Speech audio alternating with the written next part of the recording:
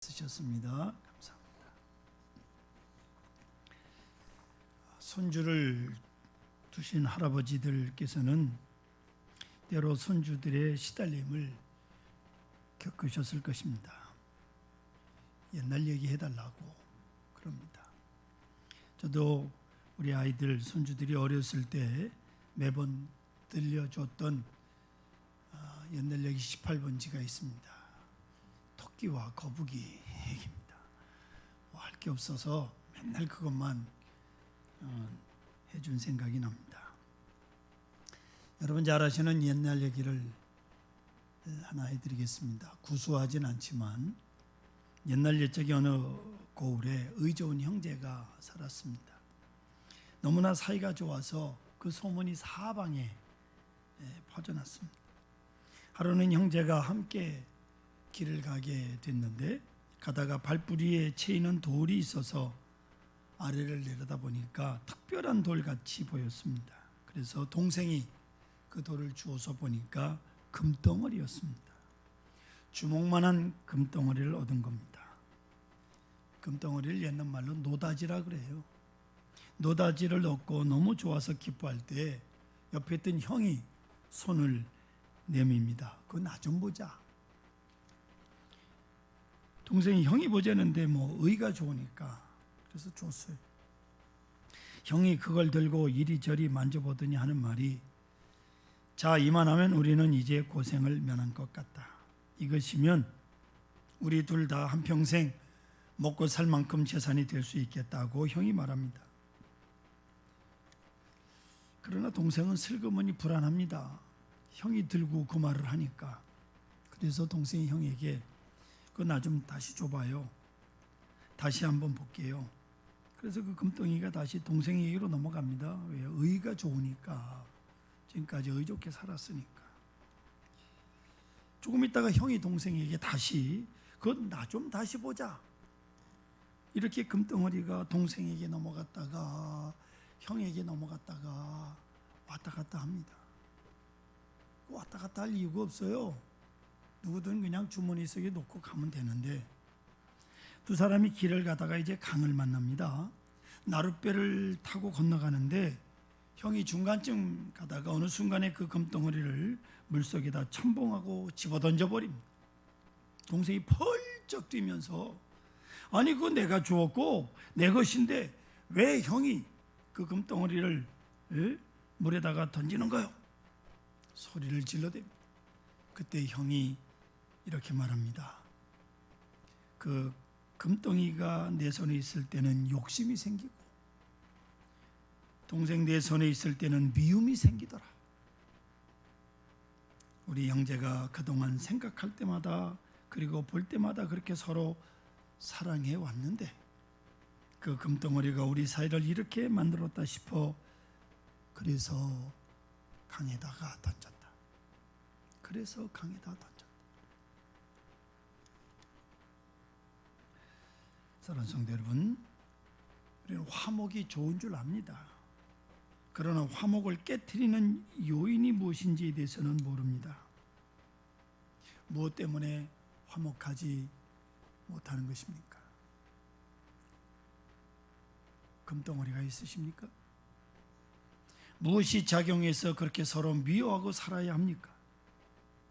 불화의 원인을 진실하게 그리고 과감하게 물속에 던져 넣어야 됩니다. 정직하게 버려야 합니다.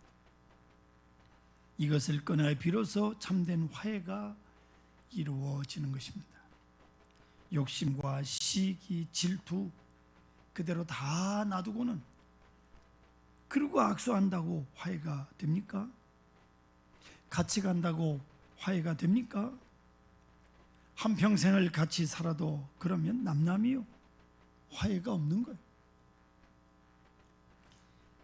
앞에 보세요. 잠언 17장 1절에 마른 떡 한 조각만 있고도 화목하는 것이 제육이 집에 가득하고도 다투는 것보다 나으니라.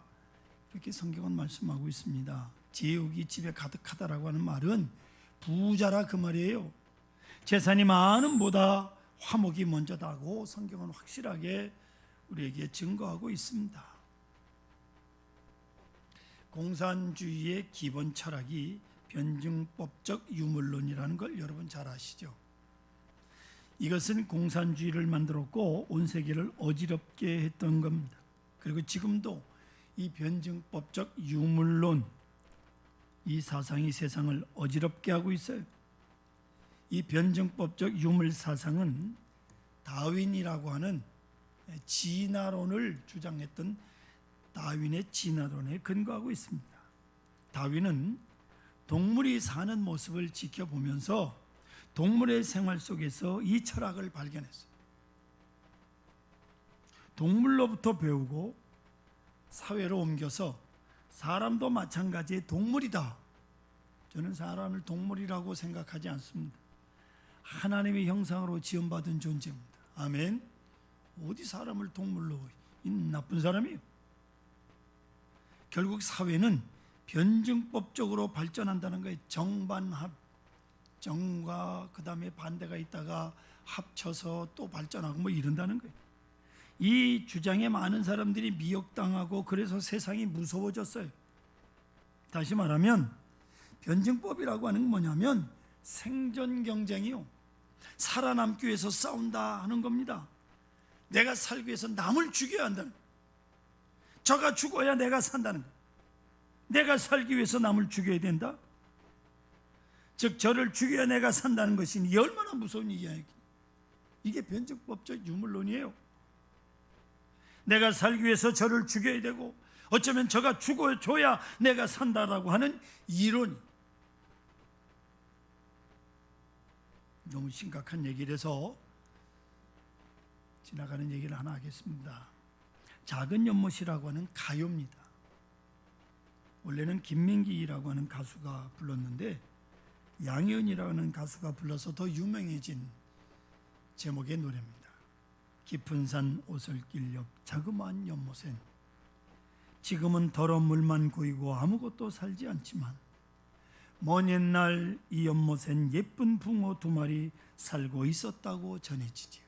예쁜 붕어 2마리가 깊은 산 작은 연못 어느 맑은 여름날 연못 속에 붕어 2마리 서로 싸워 한 마리는 물 위에 떠오르고 무슨 얘기? 죽었다 그 말이에요. 한 마리가 여린 살이 썩어 들어가 물도 따라 썩어 들어가 연못 속에서 아무것도 살 수 없게 되었죠. 이게 가사입니다. 그 뒤에 또 뭐 많은 가사가 있는데 보세요. 붕어 한 마리 죽이면 그 연못이 다 자기 차지인 줄 알아요. 저가 죽으면 나도 죽는다는 것을 몰랐어요. 이거 알아야 돼요. 때로 우리는 남을 낮추면 내가 높아지는 것으로 착각을 합니다. 아니에요. 어리석은 생각이요. 사랑하는 성도 여러분, 부부간에 어떻게 지내십니까? 남편을 깎아내리면 내가 올라갑니까? 예? 우리네 어머니들 이런 실수 곧잘 합니다. 아이들이 말썽을 피우고 뭘 좀 잘못하면 용케 네 애비 닮았다 이러고요. 왜 지는 안 닮았나? 또 아버지는 어째 내 엄마 닮지 말아라 뭐 이따구 소리를 해요. 또 상대방을 깎아내리면 내가 올라가는 줄을 착각하고 알고 계신데 이거 동반자살입니다. 아시겠어요? 같이 내려가는 길이에요. 그러면 어떻게 해야 할까요? 제대로 살려면 밉든 곱든 상대방을 올려야 돼요. 고운 정, 미운 정 다 들었잖아요. 남편을 올려야 아내가 올라가고 아내를 높여야 남편이 사는 거예요. 이게 중요합니다. 이게 가정교육이에요. 부부끼리 서로 깎아내리면서 뭔 가정교육을 한다고 하고 있습니까? 상대방을 높이면 다 올라가는, 깎아내리면 다 떨어지는. 그래서 성경은 말합니다. 저가 살아야 내가 산다고요. 아시겠습니까? 저를 살리고야 내가 살 수 있는 거예요. 이게 복음이고 이게 진리요. 오늘 말씀에는 먼저 우리에게 화목하라고 말씀하고 있습니다. 영어로 헬라어로 프로토스라고 말하는데 영어로 first로 되어 있습니다. 첫째입니다. 여러분, 이거는 시간적으로 먼저라는 것이 아니고 속성적으로 근본이요 먼저 첫 번째라는 말입니다.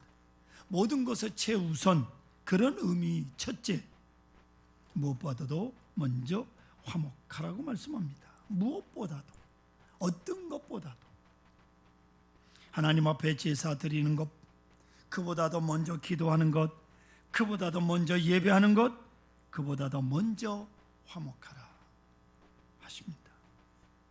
화목이 먼저입니다. 화목 없는 예배, 화목 없는 제사, 화목 없는 기도 소용없다, 그런 말씀이요. 그러면 화목의 근본 뜻을 생각해 보겠습니다. 화목을 대단한 선행인 양 착각하지 마십시오. 화목이라고 하는 것은 기본이요. 화목이 무슨 덕목인 양 착각하지 마십시오. 화목은 존재의식이요. 보세요. 여기 성경 22절 보시면 형제들이라고 이렇게 표현되어져 있어요. 형제들, 나는 너에게 이르노니 형제에게 노하는 자마다 심판을 받게 되고 형제를 대하여 아델포스라고 하는 말이 형제라는 말인데, 이 형제가 강조되어 있어요. 특별히 여러분, 초대교회에서는 우리 예수 믿는 사람들의 별명이 뭔지 아십니까? 형제예요. 예수 믿는 그 순간부터 다 형제 자매가 되는 거예요. 사도행전에 보시면 아주 형제란 말로 못을 받고 있는데, 마가의 다락방에 모였던 120명의 무리를 향해서 베드로가 표현하기를 형제들아, 그렇게 표현하고 있어요. 아래 위도 없고요, 남자 여자도 없습니다. 모두가 형제. 이것은 기독교인을 말하는 거예요. 그리스도 안에서 우리 모두가 형제 자매라. 자, 보세요. 형제라는 게 무엇입니까? 형제, 한 아버지 밑에 두 아들이 있습니다. 그 형제예요. 한 아버지의 자녀들이 다 형제. 피는 물보다 진하다 그럼 이거는 숙명적인 거죠. 내가 만들어낸 것이 아닙니다. 그렇게 태어난 겁니다. 본질적인 거예요. 그렇게 태어나서 형제가 된 거예요. 여기 무슨 이권이 달 걸려 있는 것도 아니고 좋고 나쁜 것이 있어서 그렇게 된 것이 아닙니다. 뿌리가 형제를 만든 거예요. 존재 자체가 바로 형제입니다. 그래서 기쁨도 하나요. 또 형제이기 때문에 슬픔도 하나요. 저가 살면 나도 살고, 저가 기쁘면 나도 기쁜 겁니다. 저가 아프면 나도 아픕니다. 숙명적인 거예요. 그런데 우리는 예수 그리스도로 말미암아 구원을 받았습니다. 예수의 피로 구원받았기에 똑같이 하나님을 아버지라고 부르는 우리 모두는 형제올시다. 하나님의 자녀. 그래서 우리 모두가 형제인 거예요.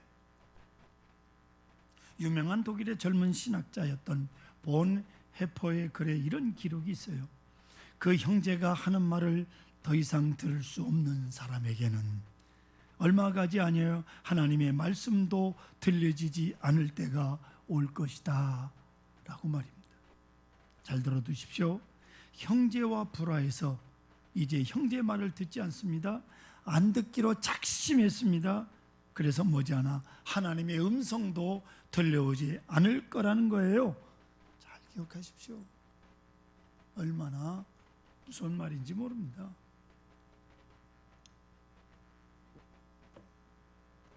피커 드라커라고 하는 교수는 이런 말을 하고 있습니다. 지도자의 첫 성품, 첫 속성은 지도자가 되는 사람은 어떤 사람인가? 그는 말하기를 다른 사람과 함께 즐길 수 있는 능력을 가진 사람, 다른 사람을 기쁘게 하고 그 기쁨을 공유하는 것과 다른 사람을 섬기고 다른 사람을 높이고 그 기쁨을 내가 함께하는 것, 이것이 지도자의 제1조건이다 라고 말하고 있습니다. 참으로 그렇습니다. 우리가 형제와 화목하지 못하면 근본 운명이 빗나가는 것이고, 아버지의 마음을 슬프게 할 때 나는 이미 자녀가 아닌 겁니다. 형제의 관계가 깨질 때 하나님 앞에서 나는 벌써 하나님의 자녀됨을 상실한다는 것을 여러분 알아야 돼요. 그래서 오늘 본문에 형제와 화목하라고 말씀합니다. 그 다음으로 생각할 것은 그러면 어떻게 하면 깨지는 것이냐 그 말이에요. 성경은 뭐라고 말씀하느냐, 형제에 대해서 분노하고 라가라 하고 미련한 놈이라고 하는 이 세 가지로 형제의 화목이 깨진다는 거예요. 얼핏 보면 보통으로 있는 일이에요. 여러분, 우리 흔히 저 미친놈하고 그 무슨 욕이라고 생각 안 하고 그냥 지나가는 말처럼 합니다. 저는 망할 놈의 자식. 아니, 부모가 왜 자기 자식 보러 잘 돼도 지금 살똥말똥한데 자식 보고 망할 놈의 자식이라고 그렇게 욕을, 그러면 그 자식 망하는 거예요. 그런데 그거 생각도 없이 해요.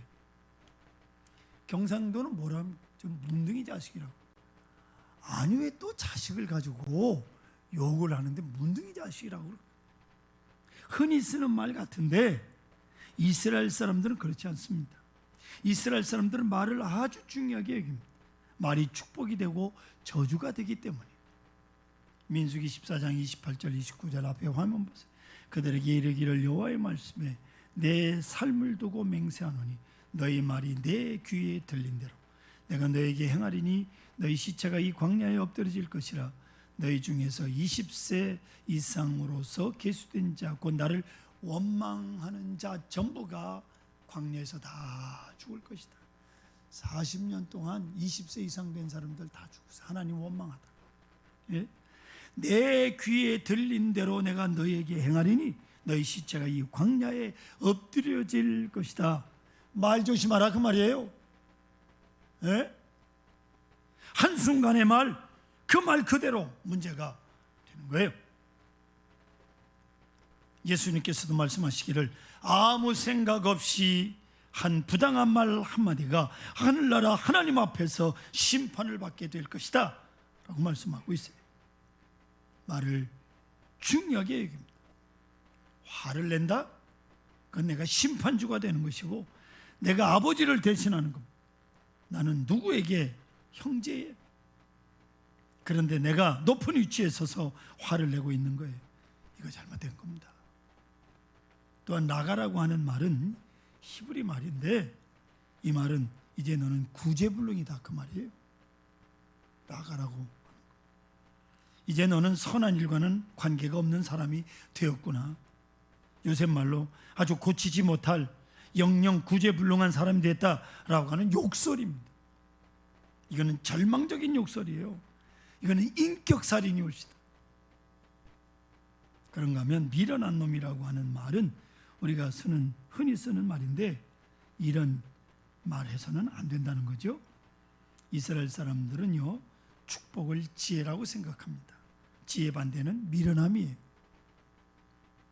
미련함은 곧 망하는 겁니다. 그러므로 미련한 자란 이제 끝난 자라 그 말이에요. 명예살인 행위입니다.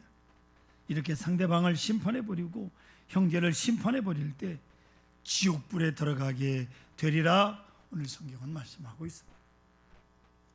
그것은 살인행위요. 운명을 죽여버리는 것이기 때문에 그 사람도 지옥에 간다는 거예요. 이런 말 한마디로 사람을 죽이고 있다는 사실. 혹 여러분, 우리는 이런 엄청난 실수를 하고 있지는 않습니까? 그런데 문제가 있습니다. 이렇게 해놓고 돌아섰는데 뒤에 보니 이 사람의 마음이 아프고 괴로워하고 있는 거예요. 그리고 내가 이 상태로 하나님 앞에 제사 드리러 가고 있는 겁니다 하였더니 이게 문제가 되더라 그 말이에요. 내가 남을 원망하는 것도 죄지만 원망을 듣는 것도 죄올시다. 나는 잘했다 하겠지요. 그러나 아닙니다. 나는 정당하겠다고 하겠지요. 정당하고 안 하고가 문제가 되지 않습니다. 제가 마음 아파하고 있는 한 당신은 제사를 드릴 수가 없는 거예요. 이것이 오늘 성경에서 주시는 주제의 말씀이옵시다. 그래서 어떻게 하라고 하십니까? 얼마나 귀한 말씀을 하십니까? 히브리 12장 14절 모든 사람과 더불어 화평함과 거룩함을 따르라. 이것이 없이는 아무도 주를 보지 못하리라. 할렐루야. 할렐루야. 화평함과 거룩함이 없이는 주를 보지 못한다. 여러분 꼭 기억하십시오. 어느 중국 선교사 설교 중에 이런 말씀이 있습니다. 만일 누구를 미워하면서 하나님 앞에 나아간다면 마치 유리벽에 쌓여있는 것과 같다. 참 가슴에 와닿습니다. 그렇습니다. 유리벽이니 볼 수는 있어도 들을 수는 없는 거죠. 예? 예배할 수는 있어요. 그러나 아무것도 들리지 않는 거예요. 앉아서 예배를 드려도 찬송도 안 들려오고 기도도 안 들리고 말씀도 안 들리는 거예요. 누구를 미워하고 원망을 들을 동안 내 마음에 아무 주의 음성도 들리지 않고 기도 응답도 없는 거예요. 그걸 우리는 알아야 돼요. 그래서 오늘 예수님 말씀합니다. 번제 제물을 제단에 두고 먼저 가서 형제와 화목하고 와서 드리라. 아주 구체적이고 아주 강한 말씀. 화목이 먼저이기 때문에 여러분 화목이 제사보다 먼저인 것을 알았으면 제물을 놔두고 가서 기다리라가 아닙니다. 가라. 우리는 화평을 기다릴 때가 있어요. 저가 잘못했다고 하면 용서하지, 저가 찾아오면 맞아주지. 그런 정도로 의가 된다는 것 착각입니다. 아니, 아주 적극적으로 너는 가라. 가서 화목하고 다시 와서 제물을 드리라고 성경이 분명히 말씀하고 있습니다. 마가복음 9장 50절 보세요. 앞에 보시면 소금은 좋은 것이로되 만일 소금이 그 맛을 잃으면 무엇의 일을 짜게 하리요? 너희 속에 소금을 두고 서로 화목하라 하시니라. 너희 속에 소금을 두고 화목하라. 소금에 대해서 우리 내 주부들은 너무나도 잘 알고 있습니다. 그렇게 교만하고 뻣뻣하던 배추에 소금 한 줌 쳐주면 얼마 있다가 누글누글해집니다. 즉 교만한 것도 소금 콱팍 치면 겸손해지는 거예요. 소금은 부드럽게 하는 겁니다. 온유하게 하고 고르게 합니다. 그런데 문제가 있습니다. 소금은요 녹아 없어져야 한다는 거예요. 이게 문제죠. 소금의 본질은 잃지 않습니다. 그러나 소금의 형체는 없어져야 하는 거예요. 이게 진리요. 본질에는 변화가 없어요. 그러나 형체는 온데간데가 없습니다. 그래야 화목하게 되는 거예요. 화목이라고 하면 많은 손해가 옵니다. 형체가 없어져야 되거든요. 나라는 존재가 없어야 됩니다. 내 명예고 자존심이고 뭐고 다 없어야 돼. 그러고 나야 화목할 수 있는 거예요. 또한 에베소서 2장 14절에 사도 바울은 이렇게 말합니다. 그는 우리의 화평이신지라 둘로 하나를 만드사 원수된 것 곧 중간에 막힌 담을 자기 육체로 하셨다라고 말씀하고 있어요. 예수님께서 오셔서 십자가를 지셨다고 말씀합니다. 무엇을 말하는 것입니까? 십자가로 둘을 하나로 화목하게 하셨다.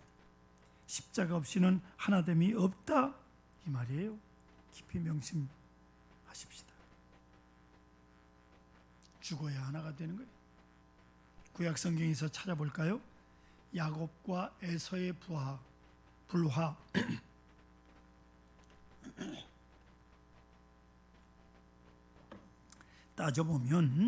따져 말하자면 야곱은 할 말이 있는 사람입니다. 정당하게 거래했잖아요. 팥죽 한 그릇 주고 형에게 당당하게 장자의 명분을 샀다고요. 야곱은 얼마든지 잘못한 것이 없다라고 말할 수 있어요. 그래도 안 되는 거예요. 그는 20년 동안 헤어져 원수로 지내다가 야복강변에서 기도하고 야복강을 건너서 그 형님과 20년 만에 만납니다. 원수로 만나는 것이 아니라 형제로 만납니다. 끌어안고 입을 맞출 때 야곱은 이렇게 고백합니다. 형님의 얼굴을 보니 내가 하나님의 얼굴을 보는 것 같습니다. 여러분, 하나님과 먼저 화해했어요. 밤새도록 기도, 하나님과 화해. 그리고 형님과 화해할 때, 20년 만에 화해할 때 그 하늘이 열리는 경험을 했어요. 얼마나 놀랍습니까? 이걸 알아야 돼요. 제사, 예배, 기도 다 중요하지만 이보다 먼저 화목할 것입니다. 먼저 할 일, 먼저 해야 할 것입니다. 하나님과 화목하고 사람과 화목하고 물질과도 화목할 때, 그리고 기도하고 그리고 예배하고 그리고 찬송할 때 형통의 복을 누리게 될 것입니다. 화목해 하는 자는 복이 있나니 하나님의 아들이라 일컬음을 받게 될 것입니다.